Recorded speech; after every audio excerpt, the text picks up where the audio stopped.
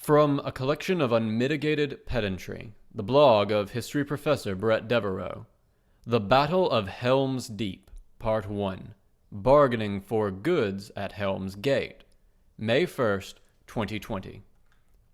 This is the long-awaited first part of a series taking a historian's look at the Battle of Helm's Deep from both J.R.R. Tolkien's The Two Towers, 1954, and Peter Jackson's 2002 film of the same name. We're going to discuss how historically plausible each sequence of events is, and in the process, talk a fair bit more about how pre-gunpowder, although we will actually get some gunpowder explosions, warfare works. Before we dive in, I want to remind old readers and notify new readers alike that you can support me on Patreon. If you want to register for email updates to know when every new post lands, you can do so by clicking this button. These essays are mostly written on the assumption that you have already read the 6-part Siege of Gondor series. While I will redefine some basic terms for some of the concepts that we have already covered in that series, I will simply link back to the relevant discussion. If you haven't yet read the Siege of Gondor series, that's fine. Where you might need some background, I'll have a link to the right part of it. And so you can jump back, read that, and then continue onward up the causeway to the Hornburg.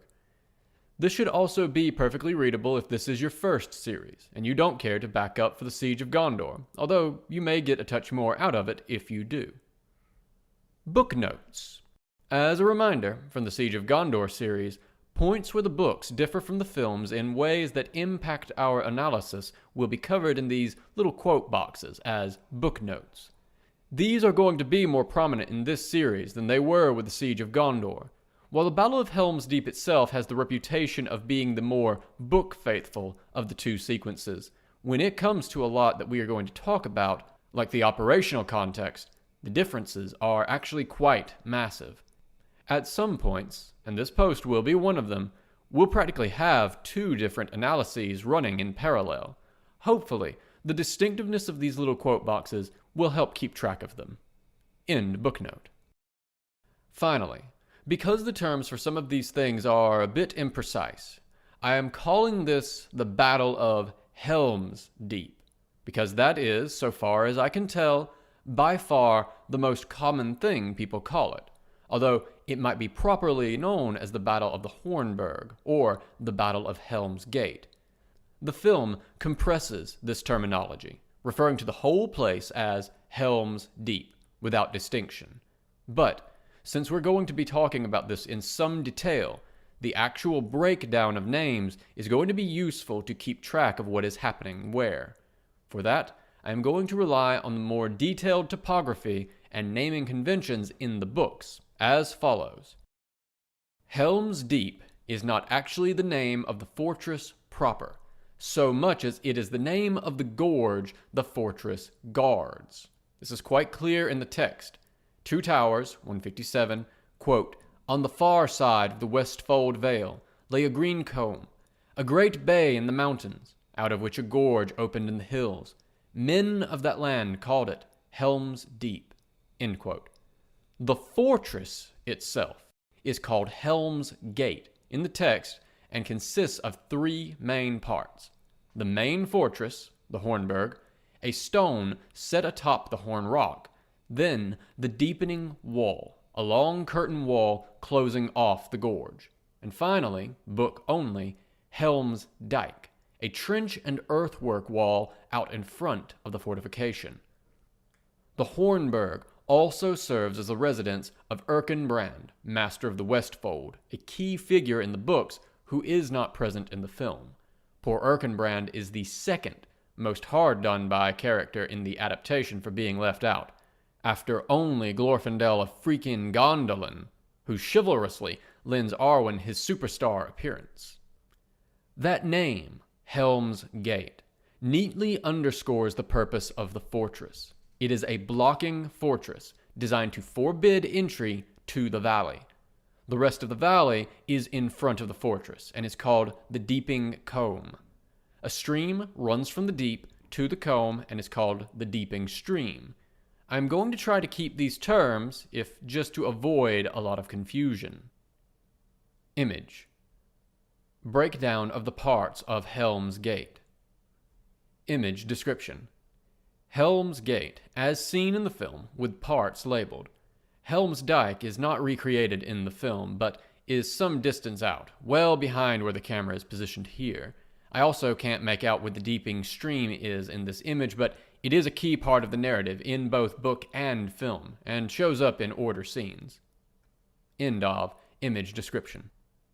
One more thing before we get started in earnest.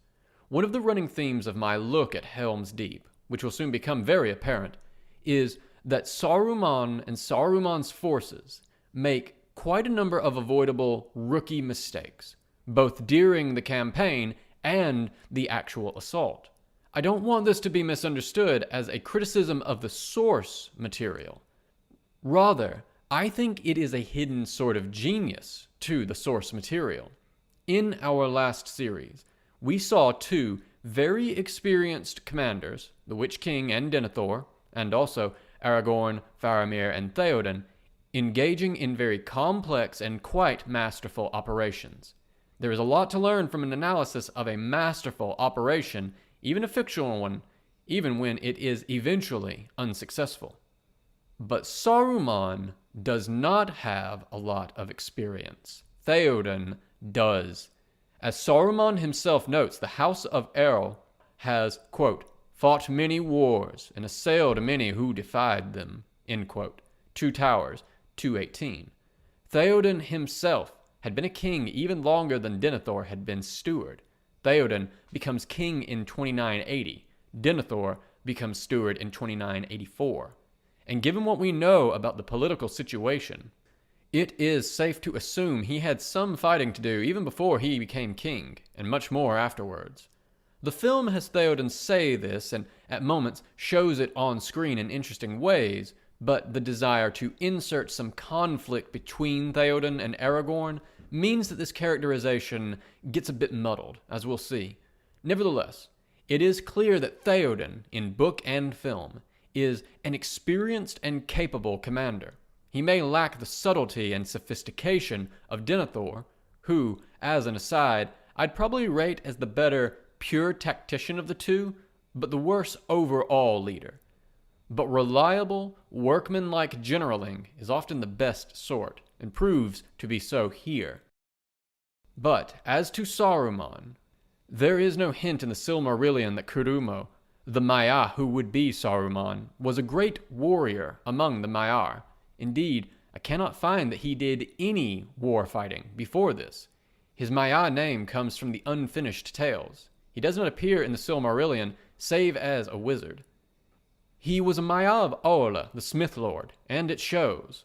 Saruman is a builder, engineer, plotter, and thinker. Given his personality, he strikes me as exactly the sort of very intelligent person who assumes that their mastery of one field, effectively science and engineering along with magic and persuasion in this case, makes them equally able to perform in other completely unrelated fields. A mistake common to very many very smart people. But it seems to me, though this may be only because I work in the humanities, peculiarly common to those moving from the STEM fields to more humanistic ones, as Saruman is here. I immediately feel I understand Saruman's sense of, I am very smart, and these idiots in Rohan can command armies, so how hard can it be? And so I love that this overconfidence leads him to manhandle his army into a series of, quite frankly, rookie mistakes. After all, the core of his character arc is that Saruman was never so wise or clever as he thought himself to be. So, let's dive in, starting with a look at the entire campaign as a whole. Image. Theoden saying, "So it begins." Operations by the book. Let's start by reminding ourselves what we mean when we say operations. Operations is a level of military analysis that focuses on the coordinated movement of large bodies of troops to their objectives. It is a level of analysis between tactics, how do I fight the battle when I get there, and strategy, why am I fighting overall. Operations covers not only the time and space questions of moving forces, but also the logistics of moving and sustaining those forces. Although, as we will see, the Helm's Deep campaign is logistically much simpler than the Siege of Gondor, and crucially, of bringing dispersed forces together to maximize the amount of force at the moment of contact, which is to say, getting all of the armies to the battlefield at the same time. Unfortunately, this part is going to be tricky to discuss because the operational context of the film and the book are dramatically different. Theoden is leading different forces for different reasons to the same place, and Isengard's timetable is unrecognizable between the two. So, we'll have to deal with each in turn, rather than in parallel. For once, I'm going to start us off with the book, because the operations there make a great deal more sense, and it will give us a basis to understand where Jackson has run a bit off the rails. Because the book is so different in this respect, we really have to split this analysis neatly in two, treating the operations in the book in their entirety, both laying out the events and then analyzing them, and then moving on to the film. Fortunately, this is by far the largest divergence, so we won't need to do this again later in the series. Book note. To understand that operational context, we have to first start with the strategic objectives that each side is trying to meet. Rulers and states do not merely smash armies together for no reason, as in a children's game. Armies are sent to secure control over specific objectives. Battles result when two armies with competing objectives meet. Of course, operational planning is more complex than this, but we must remember it is never less complex than this. It is very rare, not entirely unheard of, just rare, for someone to fight a battle for the sole purpose of fighting a battle. Almost always, some object is being aimed for or prohibited, typically both. So, what are our objectives? In the narrowest sense, Saruman seeks to exert territorial control of Rohan and accomplish the destruction of its monarchy. Note that this is a rather more limited and reasonable goal than his implied objective of human genocide in the film. Theoden aims to stop him, and presumably in the longer term, destroy the power of Isengard. But there is a wrinkle to this in the more complex book narrative, in that both leaders are working within tight time constraints. Image: Theoden's Hall of Meduseld. Image description: Meduseld.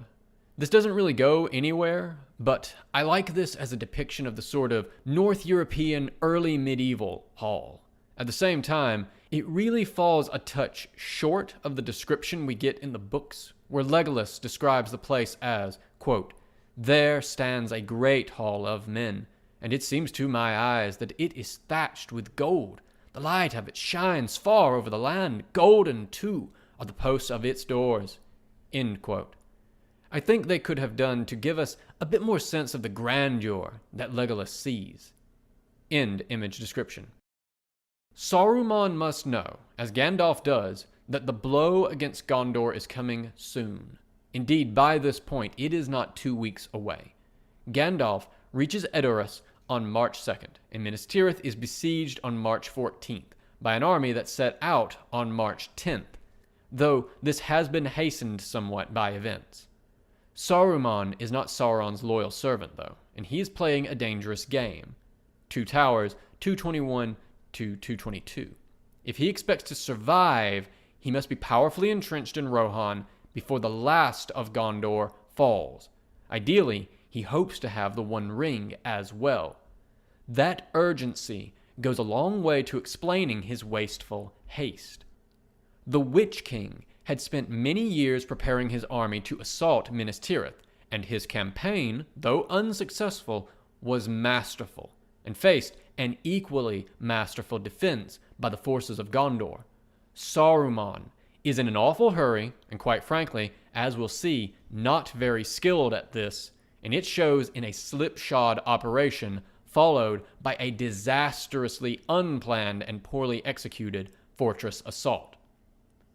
It took massive outside intervention, Rohan, Aragorn, the dead, to throw off the Witch King's plans, whereas Saruman will lose decisively in a duel, just Isengard and Rohan, without major outside interference. Yes, the Ents, but as we'll see for this operation, the Ents are actually superfluous, though they matter a great deal more for freeing Theoden's victorious army to move east immediately. In a war of choice, he started. Saruman is skillful at many things, but his lack of craft in the handling of armies is going to be a theme here. Theoden, after all, has, quote, fought many wars, end quote. A film line that is a slight alteration of the book line quoted above. Saruman has not, and it shows. But Theoden also has strong time constraints, although it is not obvious that he is aware of just how tight they are. Note, this contrasts with movie Theoden, who plays coy with what he'll do until the last minute. Book Theoden knows that strategically he has no choice. He rises or falls with Gondor, and begins preparing to aid them the moment Saruman's threat is clearly past. Compare also Gandalf's statement to him, 2 Towers 144 to 145. Even before Theoden's army leaves Edoras, Aragorn remarks to Éowyn in the presence of the king that, quote, not west, but east, does our doom await us, end quote. 2 Towers 151. Showing a clear awareness of the broader strategic situation. Theoden has to defeat Saruman rapidly enough to turn his army, march back over Rohan, and make it to Minas Tirith for the second round he knows is coming. It's not clear the degree to which Theoden understands exactly how narrow his window of action is at this early point, but once he has defeated Saruman, he begins the mustering process immediately, without waiting for word from Gondor, suggesting he realizes it is very narrow, even if he doesn't know precisely how much.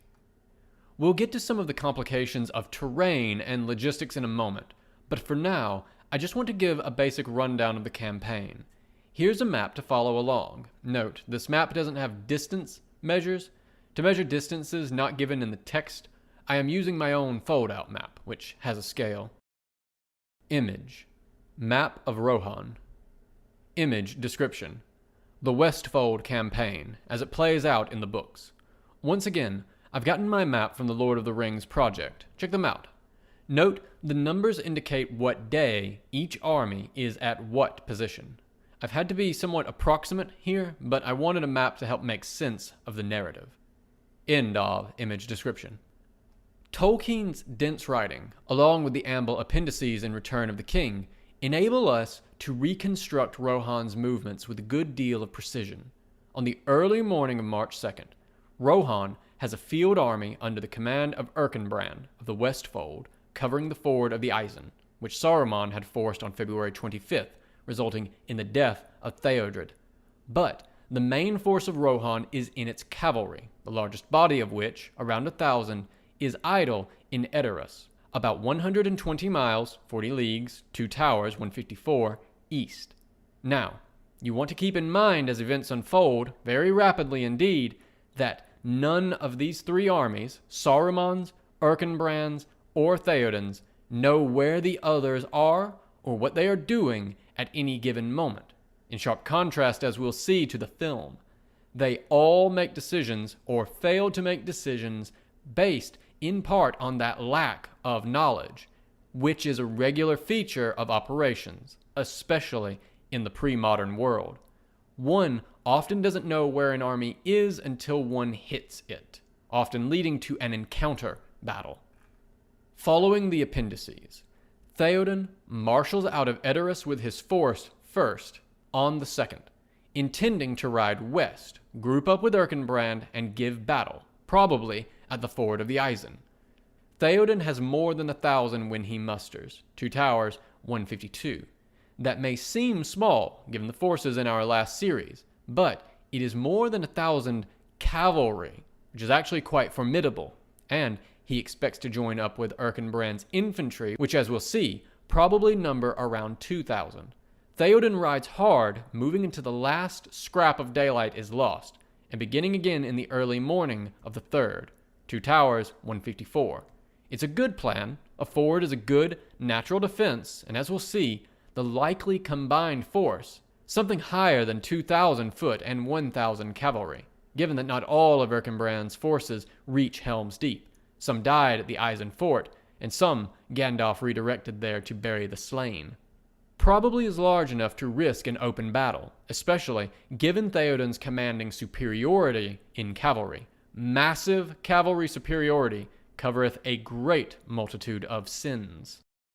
Image: Theoden's cavalry forces riding out. Image description: From Return of the King, this scene gives a better sense of what Theoden's forces would have been like leaving Edoras, something more than 1,000 horses. End of image description. Meanwhile, later in the day, probably in the evening, Saruman's force, which on foot has probably been on the march for a few days at least, reaches Erkenbrand at the ford of the Isen, late on the 2nd, defeats him, and then disperses in pursuit and looting. Ironically, from an operational analysis standpoint, this moment, which isn't on screen in either the books or the films, would probably be the moment identified later by historians and analysis as decisive. As we'll discuss later in the series, Saruman's forces disperse, pursuing fleeing pockets of Erkenbrand's army and pillaging the countryside. This is a disaster. It prevents Saruman from engaging Theoden in the field, because he isn't concentrated. Note that Saruman's forces have no reason to think Theoden is close by at this point, but still, this lack of scouting is sloppy, or hindering his movement to Helm's Deep, or effectively stopping the Ent's march. And, as we'll see, his forces mostly pillage so he doesn't even complete Erkenbrand's destruction. In essence, Saruman's army makes itself profoundly useless during what turn out to be the most important 24 or so hours, from the afternoon of the 2nd to the evening of the 3rd of the campaign. This is a common failing of armies, dispersing to loot and losing the opportunity to seal victory, but it is particularly striking here, where the victory is so incomplete. Amateur hour indeed. Theoden only finds out about this on the 3rd, by which point Saruman is completely out of the command loop, because he has Entish problems and didn't move with his army. Recognizing that his small force might now be overwhelmed in the field, and himself unaware of Saruman's disposition, he opts to move to Helm's Deep, gathering scattered remains of Erkenbrand's army as he goes. Helm's Deep is very close, just a few miles off the road, and perhaps 40 miles from the ford of the Isen at most. So, he arrives the same day and begins laying in for a possible siege within the Hornburg. Because Theoden's force is concentrated, he's able to move through the diffused cloud of Saruman's raiders unhindered, since the small groups scatter at his approach rather than challenging him. Saruman's army takes most of the day to reconcentrate, and just misses a chance to engage Theoden's rearguard before he reaches the Helm's Dyke. 2 towers, 159. The out fortifications prevent further pursuit until the assault begins after nightfall. Saruman's only chance to force a battle in the field on favorable terms is lost, and the stage is set for his army's disastrous assault on the fortress. In terms of the distances moved, it is 40 leagues, 2 towers, 154, that's 120 miles, to the fords of the Isen from Edoras. But Theoden doesn't quite reach that distance. Instead, it looks like he perhaps rides 40 or so miles west on the 2nd, perhaps another 20 on the 3rd, before turning for Helm's Deep, perhaps another 30 miles away, covering maybe 100 miles or so total in 2 days of what is in effect a forced ride. We're told Theoden keeps the army moving through dusk until stopped by loss of light. Two Towers, 154. A hard ride, but within the capabilities of unencumbered cavalry moving over friendly terrain and known roads. We are less well informed about Saruman's army's movements, except that they reach the ford on the 2nd and attack Helm's Gate the night of the 3rd. Such a pace is brisk, but not impossible, particularly given how little we know about the position and disposition of the main infantry force of that army for much of the 2nd and 3rd. We should also keep in mind, though, that this force has been in the field for at least a few more days, perhaps 3, since they need enough time, at minimum, to have marched from Isengard to the ford of the Isen, a trip which will take Theoden and a small, entirely mounted retinue a day and a half coming from the Deeping Combe. Such small cavalry force can move much faster than infantry. 3 times as fast is a decent rule of thumb. And that assumes that this army set out from Isengard at that time, rather than having been in the field since the first of the battle at the Isen on February 25th. End booknote. Fully operational castles. When you describe an operation like I just did, it tends to fall out with a certain, almost preordained majesty to it. Armies go where they always must have gone. Mistakes are made where they always must have been made. The world runs like a fine clock, predictable and fixed. But it isn't so, of course. In a real campaign, everything is contingent and variable, swirling and unknown. This unpredictable play of probabilities is part of what Clausewitz terms friction, and the centrality of that concept, which I will not treat fully here, the exegesis of Clausewitz being a topic in its own right, should caution us against treating operational decisions and results as predetermined. So, we should start asking questions. Why is the initial battle on the Isen Ford? Why does Theoden then retreat to a fortress, Helm's Gate, even though he has the operational mobility to maneuver in the field to stay out of reach? Remember, his force is almost entirely mounted. And why on earth does Saruman's army follow him there and give battle on terms so favorable to the defender? Answering those questions requires a bit of explaining and can help us understand the influence that castles, or potentially any sort of fortress, can have on operations, along with the role of uncertainty and imperfect information. Let's dispense with the easy question first. Why does every army converge on the Isen Ford? In strategy games, the overland maps often resemble vast plains dotted with key points. Think of a world map for Total War or a Paradox game. But in operational planning, where armies need roads and supplies, the space for armies to move often more nearly resembles a spider's web of pathways, with key intersection points on them. Taking large armies off of major transit routes is slow and difficult. Heavy wagons may not tolerate off-road travel well. It becomes difficult to get supplies, and it becomes very easy to get lost. Remember, these armies may not have accurate maps, much less modern GPS. And pulling the army over to ask for directions from a hostile population brings its own perils. That's not to say it cannot be done, but it tends to be avoided whenever possible. Image. Aftermath of the Battle of Isen Ford. Image description. The Isen Ford, as it appears in Peter Jackson's The Two Towers. The battle wreckage shown here is from the battle on February 25th, where Theodred was mortally wounded. We see little of this key location in the books, and even less of it in the films, but the bottleneck it creates determines the movements of armies in the broader Westfold campaign. End of image description. The ford on the Isen is clearly one of those points where the paths compress down to a single place.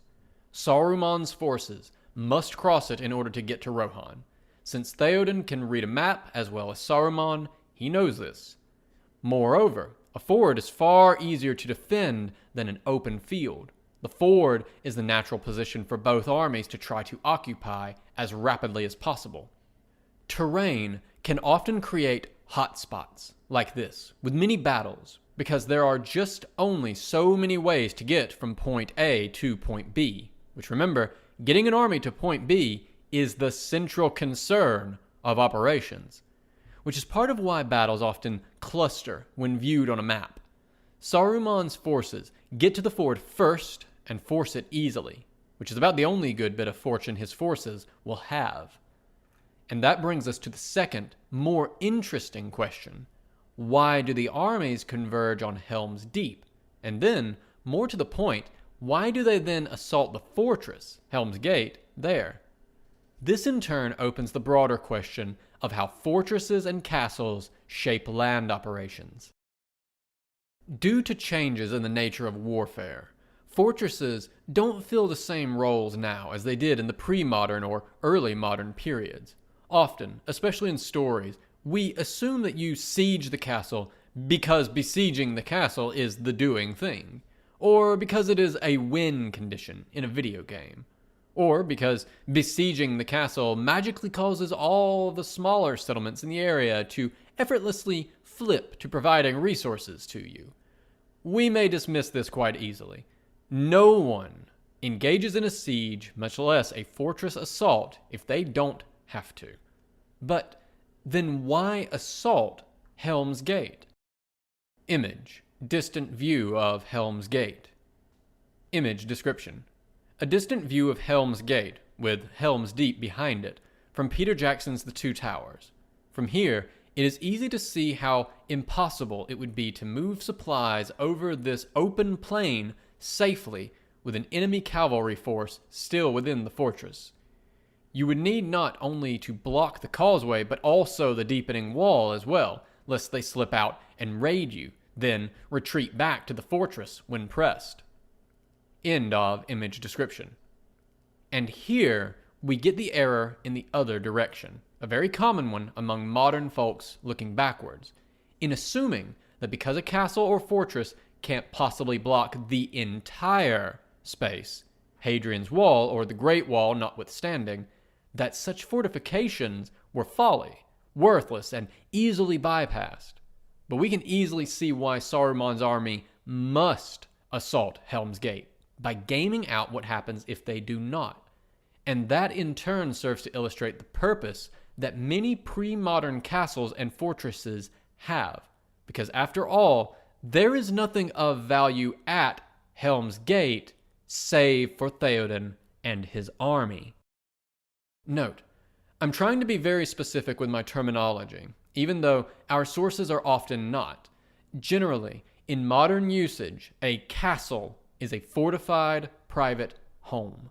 So compared to a more generic fortress, it has an additional purpose, which is the protection of the home and the household within it.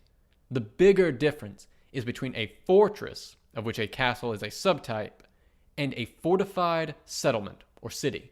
A fortified city contains the economic production and resources and population it is intended to both protect and control. Minas Tirith is a good example. By contrast, most fortresses are built to dominate the surrounding territory, rather than to protect an economic resource, read city, they contain. Helm's Gate, notably, has no economic center in it, and many castles didn't either. I find it hard to decide if I should term Helm's Gate a fortress, as its primary purpose is to block access to Helm's Deep behind it, or a castle, as it does seem to also be the residence of Erkenbrand of the Westfold. In practice, the distinction matters little, but I've stuck with fortress here.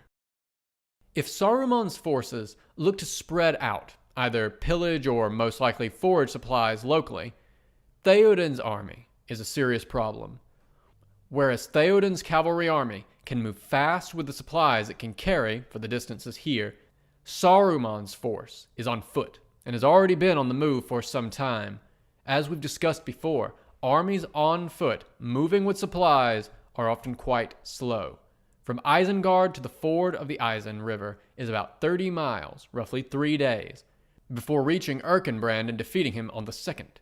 So, by the following day, they've likely been on the road for 4 days, or nights, as the marching preference may be. And no, we ought not assume they move faster because of the Uruk-hai. For one, not all of them are Uruk-hai. There are men in Saruman's army too, the wild men of Dunland.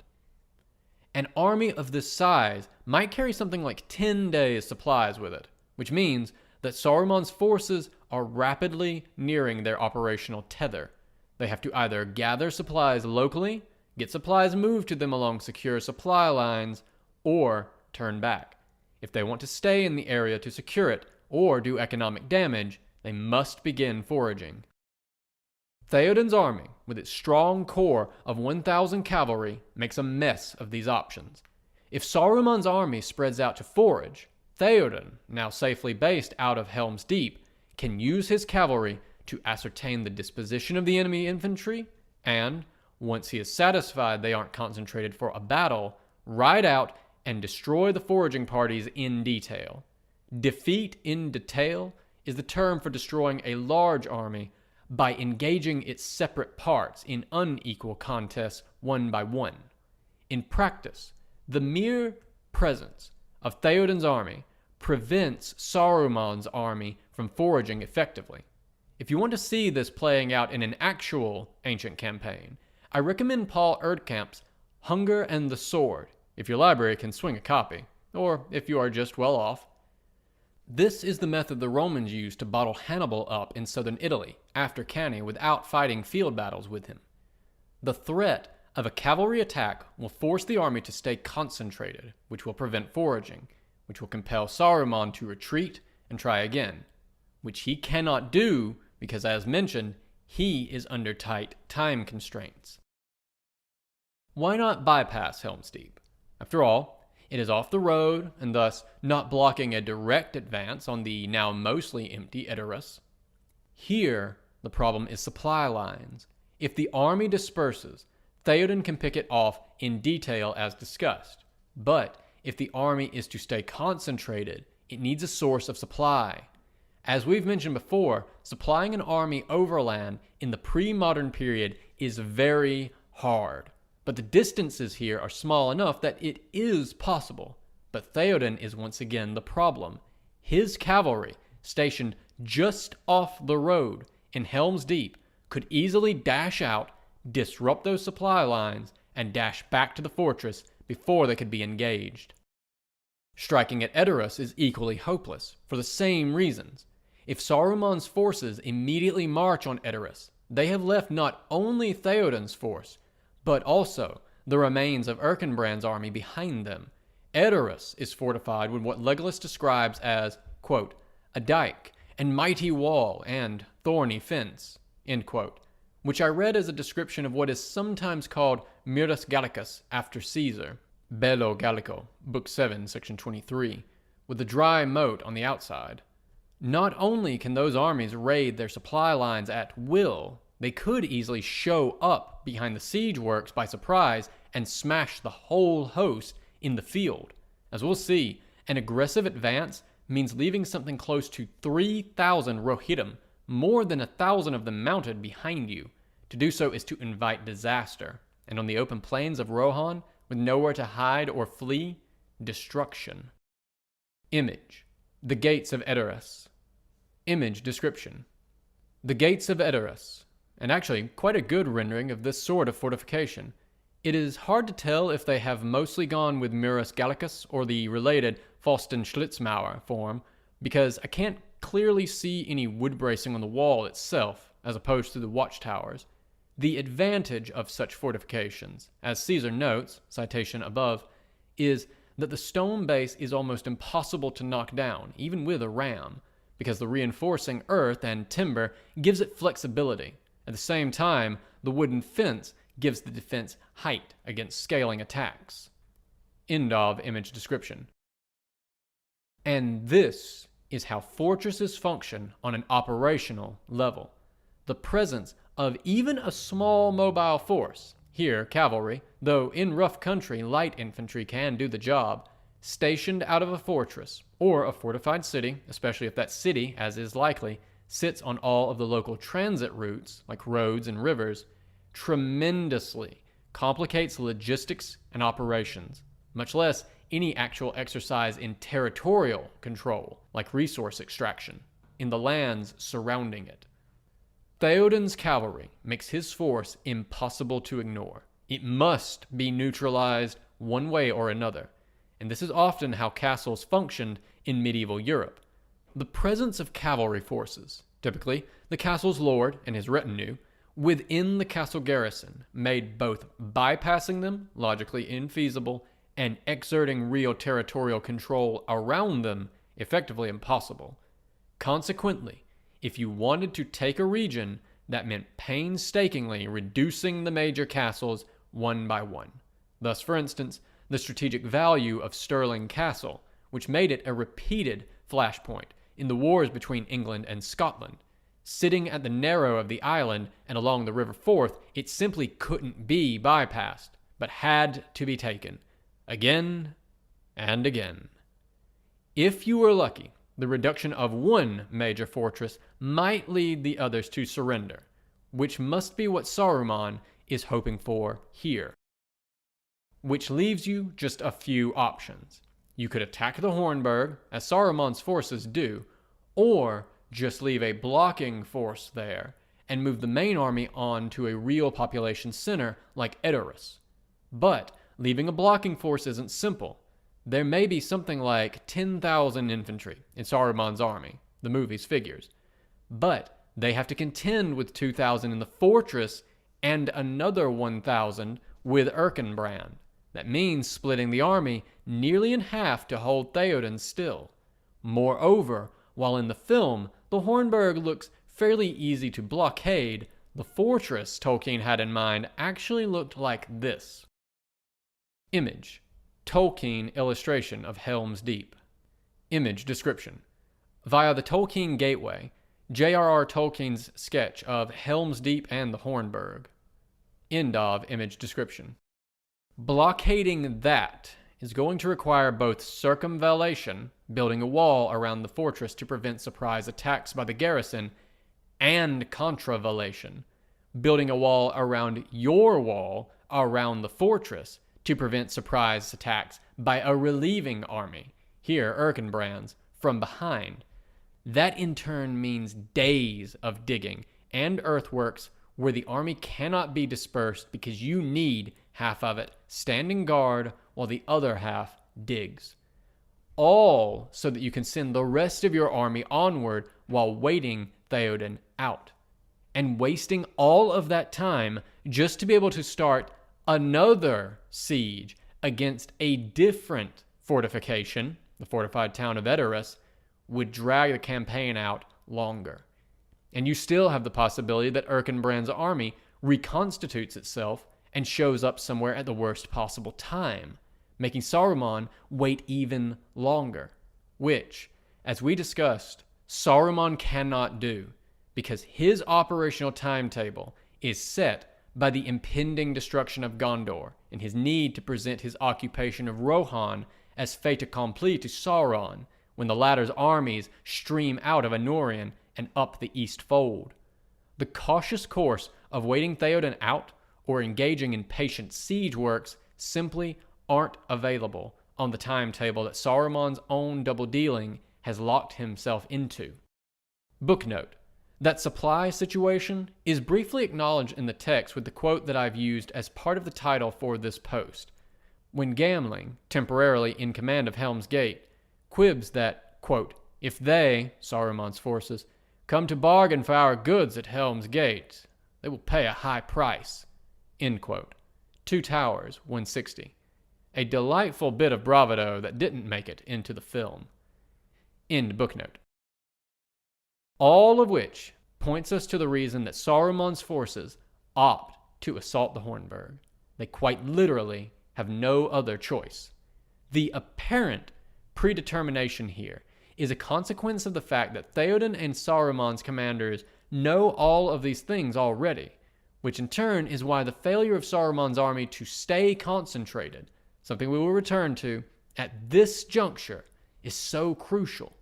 It causes them to miss their one opportunity to force a battle with Theoden out in the open and potentially settle the matter without a fortress assault. Now that I've laid that all out, I somewhat wish that Tolkien had put all of that into the text. I quite think he intends us to understand all of that, at least if we are so bothered by the matter to consider it. And for most readers, the text presents no difficulties. These all seem like perfectly normal things for armies to do. And anyway, on a political level, focusing military resources at Theoden, who is now the sole surviving member of the ruling line, and whose heir presumptive, Éomer, is riding with him, also makes sense. Driving the royal house to extinction often results in the rapid deconsolidation of a kingdom. But I also think that Tolkien left some of this out because of the way he structures his dialogue, namely, that pretty much all of it makes sense in universe. People in The Lord of the Rings do not have, as you know, conversations, generally. And unlike at Minas Tirith, there is no naive, peaceful hobbit here to have the matter explained to. Only Theoden, Éomer, Aragorn, Legolas, Gimli, and Gandalf, all of whom understand this all perfectly well, without explanation. Unfortunately, we may not be able to include Peter Jackson in that number. Operations in film. The film's planning and operational context are radically different and do not stand up to that sort of interrogation that the books do.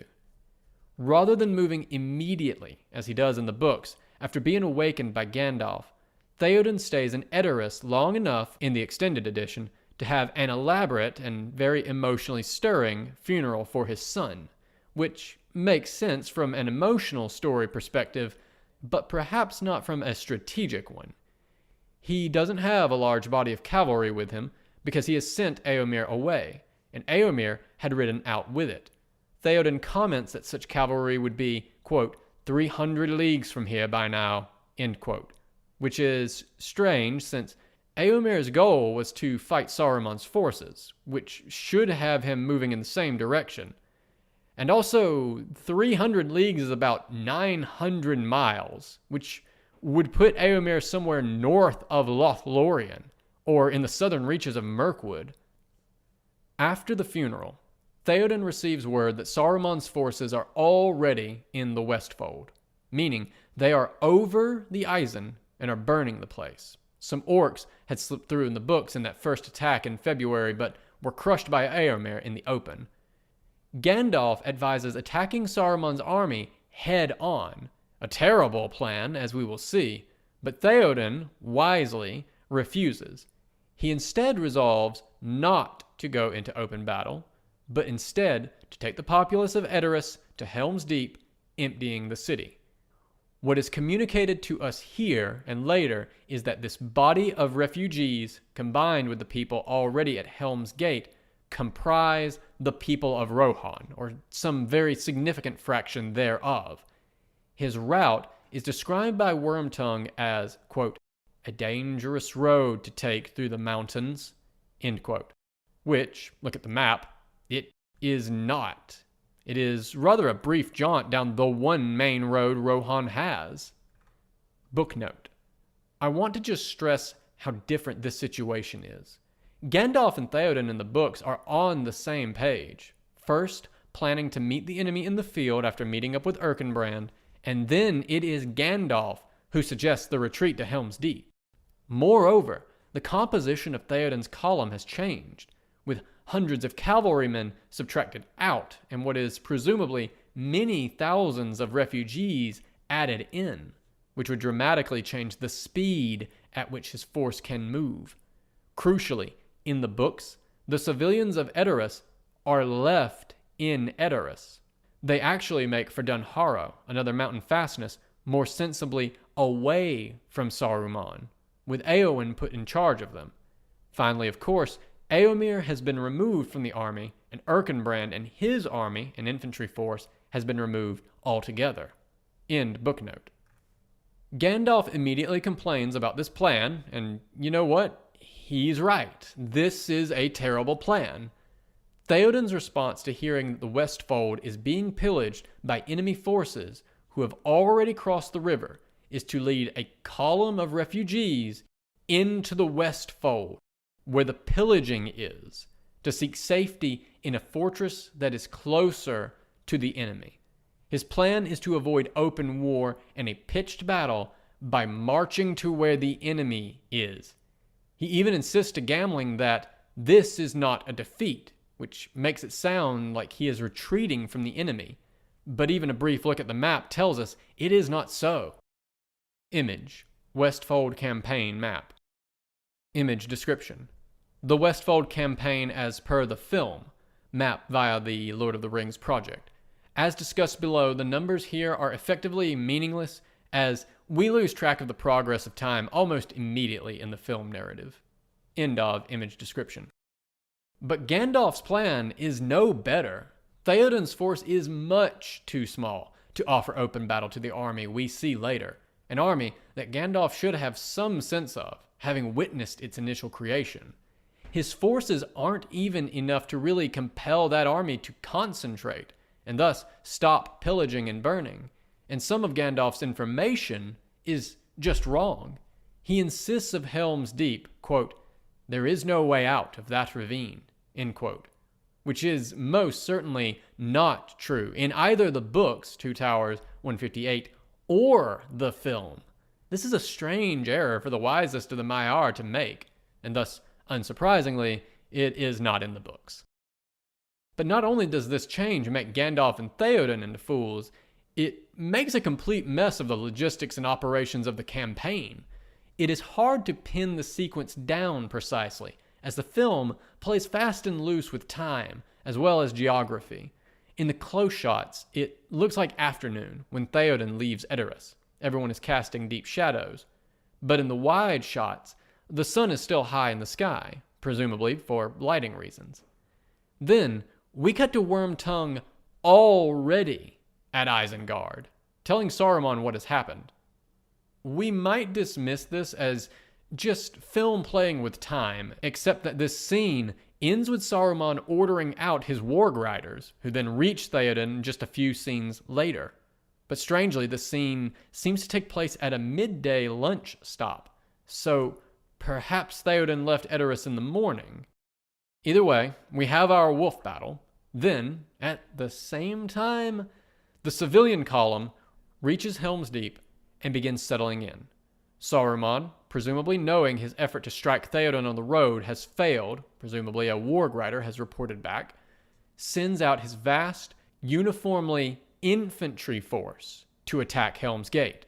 He says, quote, "Helm's Deep will fall," end quote.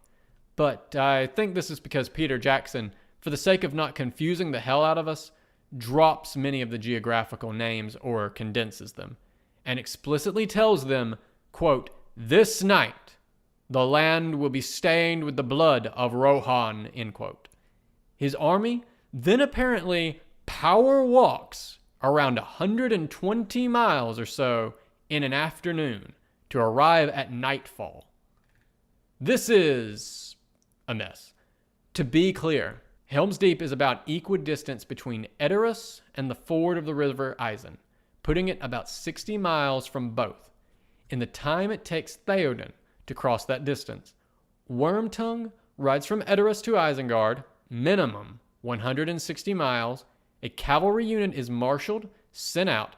It rides probably 120 miles to Theoden, fights a battle, loses. The survivors ride another 120 miles back to Isengard, where an infantry force is then sent perhaps 100 miles to Helm's Deep, arriving later on the same day as Theoden.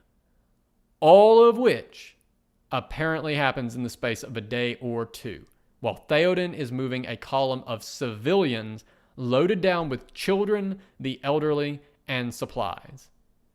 I am beginning to think Euron Greyjoy got his teleporter used from Saruman's going out of business sale. Needless to say, these travel times are unrealistic. Image: Saruman surveying his army. Image description: cool army, Saruman, but you needed to have dispatched it about 2 weeks ago. Honestly, Amazon Prime couldn't get this army to Helm's Deep in time, not even with free shipping. End of image description. With a column of civilians, it ought to take Theoden no less than 6 days to reach Helm's Deep. Moving a line of refugees 10 miles a day is actually a rough pace when many of them are likely young or in bad health or loaded down with supplies. Logistically, that trip is very possible. People can carry around 10 days of food on their persons. We see nothing like a wagon train here. Meanwhile, assuming everyone rides fairly hard, 40 to 50 miles per day, it ought to take Wormtongue 3 days to reach Isengard, then another 2.5 days for the Warg Riders to reach Theoden, then around 2.5 days for them to report back, then perhaps 5 days for the Uruk army to reach Helm's Deep, meaning the main army should arrive 13 days after Theoden and Wormtongue left Edoras. There is, quite frankly, within the geography of this movie, and before anyone argues, as the Game of Thrones apologists are wont to do, that the scale is different, remember, they show us a map at the beginning of Fellowship, and it is the same map. No way for this campaign to make sense. And that's without Éomer teleporting 900 miles to the north in a day and then back again. There is little purpose to checking the logistics either. As a rule, when an infantry unit moves 100 miles in a day, I do not ask how much food did they eat, but how much gasoline did their trucks use. And Saruman's new plan, which isn't to rule Rohan but to destroy it, including, as both he and Aragorn make very clear, all of its people, also makes no sense. Who is going to farm the land to feed your armies? The Uruk-hai?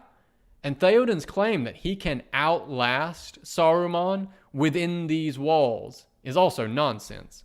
He has brought a huge number of refugees, presumably, and likely arrives with only a few days of food for them. Given that when they arrive, there are already lots of refugees at Helm's Gate, it's hard to imagine he has more than a few weeks' worth of food at the most. I'm honestly quite put out that Jackson makes such a hopeless tangle of this sequence, because it is sufficiently tangled that I cannot really use it to explore any interesting historical concepts. It is not possible to fit a meaningful percentage of the population of Rohan, a kingdom covering something like 40,000 square miles. Taking the low-end estimates for density in medieval France, we might expect something like 1.6 to 2.5 million people to live in Rohan, inside of a single fortress of this size. It is not possible to feed those people once they are there. It is not possible to move them this quickly, or for Saruman's armies to move this quickly. And the operational goals of both sides now make no sense. Theoden seeks to avoid a battle by marching his civilians to his enemy's doorstep, while Saruman seeks to extract resources from a kingdom by exterminating its productive peasantry. Fortunately, the rest of the film's treatment holds closer to the book, and as such is quite a bit better. Conclusions. I think there's one question left to be answered here, and that's, why, Peter Jackson? Why? And I think we can answer this question, because while Jackson's arrangement makes about no military sense at all, in terms of film construction, it makes a lot of sense. Peter Jackson comes into this sequence with a load of problems. First, there's a pacing problem. Helm's Deep is just not a massive sequence in the books to begin with. It is all over in a single chapter. But as a film, Two Towers needs a rousing conclusion. So, while the narrative of the book builds to the brutal and brilliant cliffhanger of the choices of Master Samwise, the film cannot end without some sort of hope spot, which has to be the victory at Helm's Deep, magnified in scope, which is why the events of The Voice of Saruman are moved to the next film, even in the extended cut, and then paired with Frodo and Sam crossing back into Ithilien. That means the battle has to be bigger, to be the big movie ending climax. But that creates another problem, because now Helm's Deep is not in the middle of the narrative, it's at the end. So you have a 3-hour movie with one good action scene at the very end. So you need an action bit somewhere closer to the middle to keep the audience's attention. Thus, the warg battle. These are just consequences of the different ways films and books are paced. We add to this a second problem: too many characters. Theoden, Éomer, Éowyn, Erkenbrand, Hama, Gamling, and Wormtongue are all new, in addition to Aragorn, Gandalf, Legolas, Gimli, Merry, Pippin, and so on. It's too many for a film. I can't help but notice that Hama and Gamling's roles, despite being 2 actors and 2 characters who occasionally are on screen together, are effectively merged, to the point that, when speaking to Saruman later, Theoden can't remember where exactly poor Hama died. He is killed by wargs in the film. We see him scream and cover his face as the warg leaps in for the kill, but slain at Helm's Deep in the books. Film Theoden reports the latter to Saruman in his speech. Erkenbrand has to go. His part will be played by Éomer. As has been pointed out, Hama does show up, without lines, in the backgrounds of some of the Helm's Deep battle scenes, like the "So It Begins" scene. But I think this is just an extension of the error. The film language of the warg attack is very clear. His lifeless body is tossed out of frame. And then Hama pointedly isn't with Theoden, and there is an extra standing in his place as the fortress prepares for a siege. Both of the wikis, here and here, list him as dying in the warg attack. I think this is probably the product of script revisions and a need for lots of people to fill out scenes in the battle. Peter Jackson has another problem. The Two Towers has exactly 1 speaking female role, and the story meets her in Chapter 6, The King of the Golden Hall, and leaves her, not to return until the next book, film, in Chapter 6. This isn't just a representation problem, although it is that. This is a crucial character. We need to set up her goals, character, and motivation, because her character journey is really important in the next film. And films have to be much more economical with screen time than books with pages. So Éowyn has to be on camera for longer in order to get that done. So her part must be expanded, which in turn means we cannot leave her behind in Edoras, because we have no reason to take the viewer back there. So we have to find an excuse to bring Éowyn with us to Helm's Deep, but also not have her do any fighting, because that's the core of her conflict in the next film. But we also can't have her do nothing, because that cuts against her character too. Image: Éowyn at Edoras. Image description: Éowyn, standing outside of Meduseld, watching one of the banners tear off and fly away. While I'm sure there's a lot of great symbolism in that moment, I have to imagine Éowyn, who quite likely spent weeks carefully embroidering that banner, or ones just like it, herself is too busy being angry at losing such a carefully made piece of art to notice them. Also, I have to imagine, had she known that Aragorn, upon seeing such handiwork fall past him as he entered the gate, rode past and did nothing, she might have been a touch less enamored of him.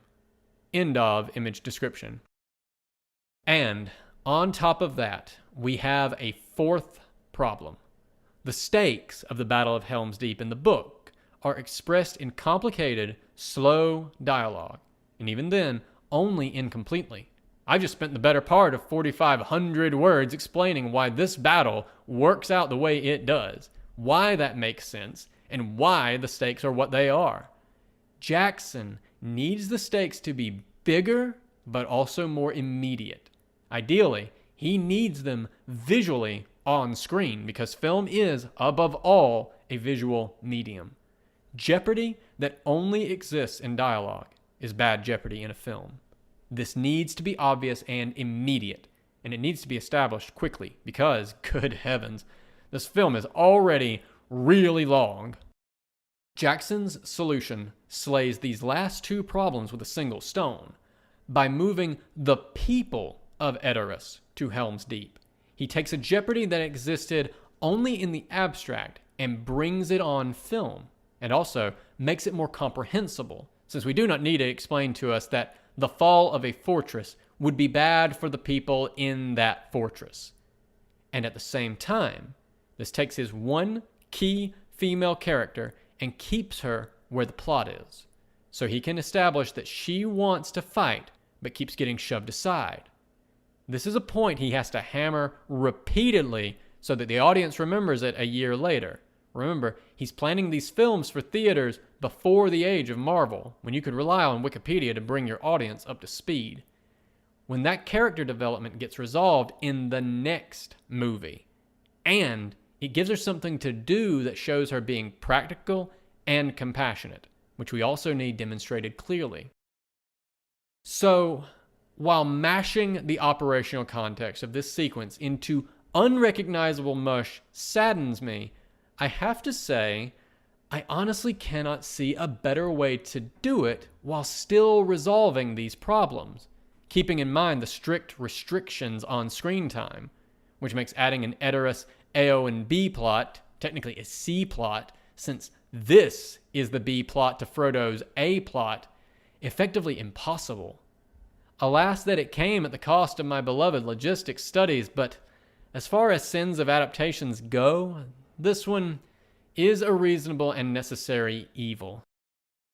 Next week, we'll start the action proper by taking a look at Theoden's trip to Helm's Deep and the additional film action sequence of a cavalry-on-cavalry engagement, a surprisingly rare thing to see in film, despite how many times the cavalry rides to the rescue. This has been a recording from a collection of Unmitigated Pedantry, the blog of history professor Bret Devereaux, recorded by myself, A Great Divorce, for accessibility and sharing purposes. If you enjoyed this content and wish to engage with it or support Bret, please check the description for links to the original post on his blog, his Twitter, and his Patreon. I highly encourage you to share, support, and engage with his works on any and all platforms, if you are so inclined. If you wish to support me, please do remember to like, share, and subscribe to this and any other content here that you enjoy. Thank you so much for listening.